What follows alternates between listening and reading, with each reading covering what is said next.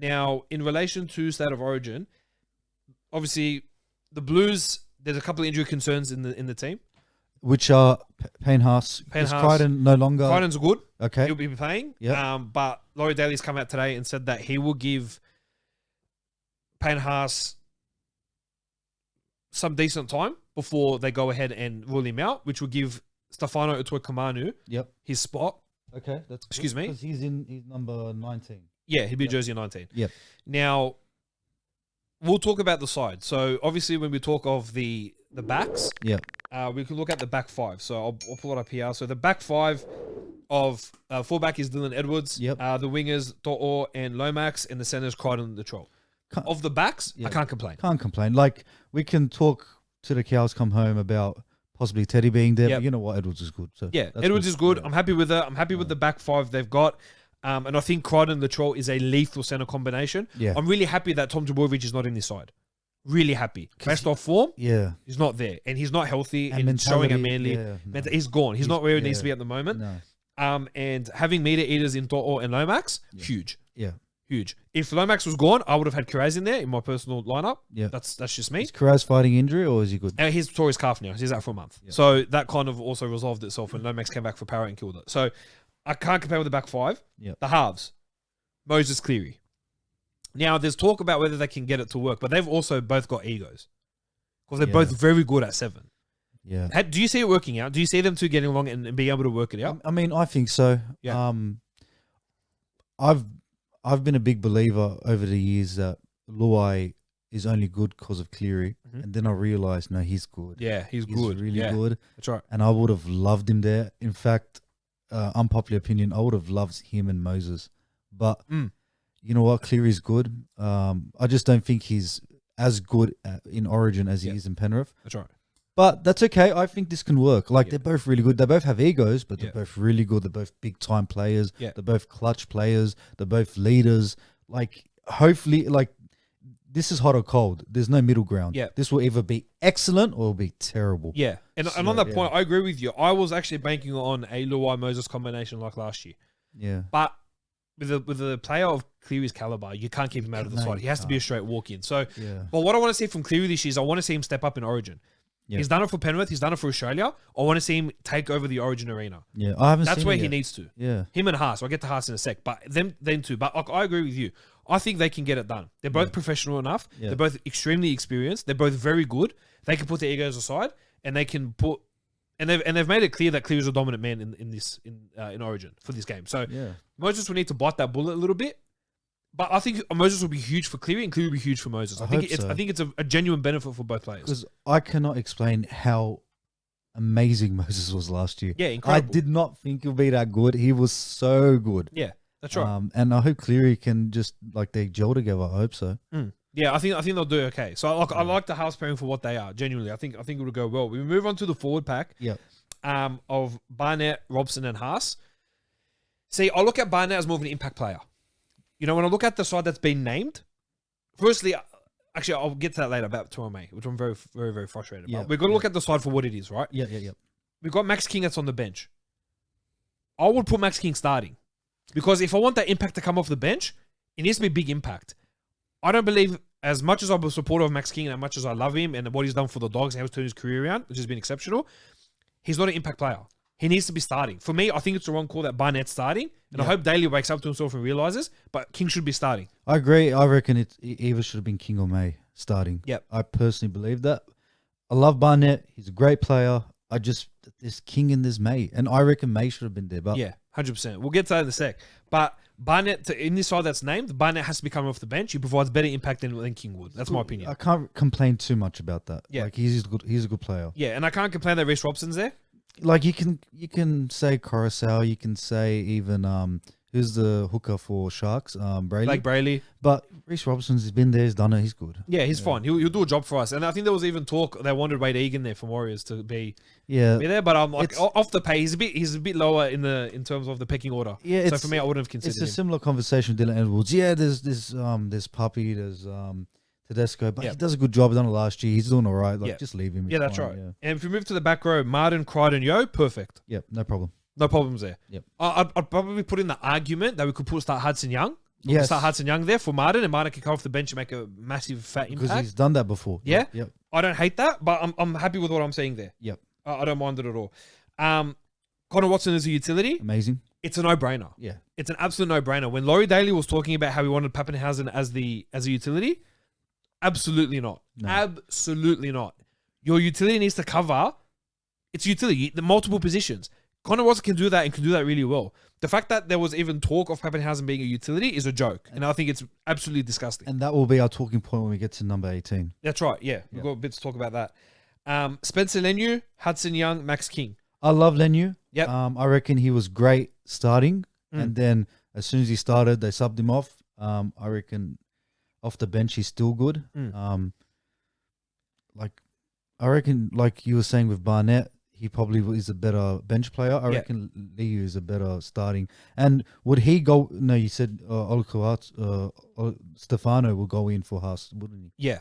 Okay, so no matter what, Liu will probably stay on the bench. Then you will stay on the bench. Yeah, Okay, I think that's his fine. role will stay on the bench. Hudson Young's had an incredible year. He's so good. Incredible year. He's incredible. So it's a no-brainer for him to be in that side, to be back in the Origin talk again, which is really good. I wouldn't be surprised if he starts in either game 2 or 3. Yeah, no, I wouldn't put it past them to go down that direction. And Max King, as we discussed off the bench, it's a great story behind him. Yes. I love the story behind him. I love too. everything that he's kind of gone through to get to where he is and to be in Origin. It's a big shock, but Yeah, God bless him. he's our absolutely Christian sure. brother. Yeah, he's one of us. Yeah, he's mad.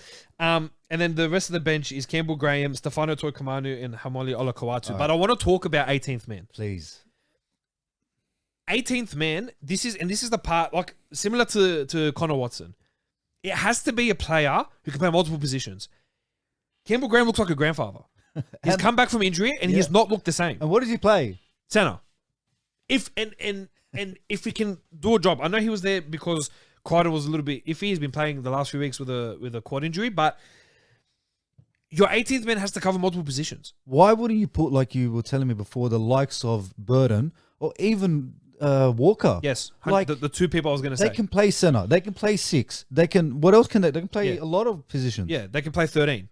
Both of them can play 13. I believe Burden could play 13. And do It's not like numbers. what happened a few years ago where we had Damien Cook playing number 4. That's right. What was that all about? That's right. Having the two hookers was stupid. So the problem I have here is if somebody wants to go down to one of our players and then chuck Campbell Graham in there, it ruins everything.